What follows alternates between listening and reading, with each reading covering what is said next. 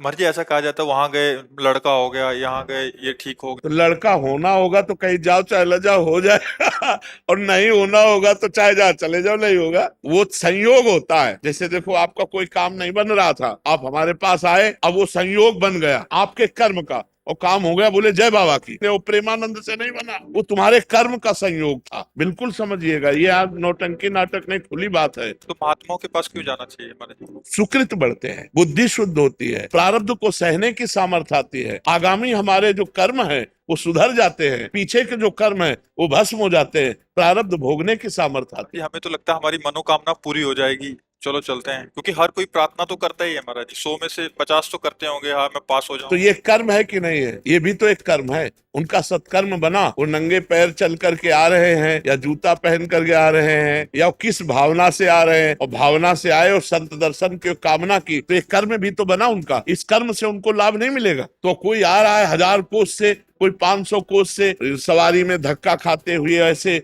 और रोड में किनारे खड़ा है रात्रि भर, तो ये उसका तपस्या नहीं बनी, ये उसका परम पवित्र कर्म नहीं बना। अब ये कर्म कामना पूर्ण कर दे तो प्रेमानंद उसमें कहाँ है? ये उसका कर्म है, ये उसकी मेहनत है, ये उसकी भावना है, ये उसकी श्रद्धा है, ना कि हम है। अब उसको लगेगा कि हम प्रेमानंद के दर्शन के हमारा काम बन गया। नहीं, तुम्हारी मेहनत, तुम जो सैकड़ों किलोमीटर चल करके आए और खड़े रहे घंटों, और फिर इसके बाद दर्शन हुआ, तुम्हें आनंद लगा, ये तुम्हारा कर्म तुमको सुख दे रहा है। नहीं तो देखो, अगर हमारा कर्म बिगड़ जाए तो हम कह रहे हैं फिर हमको कोई सुख नहीं दे सकता।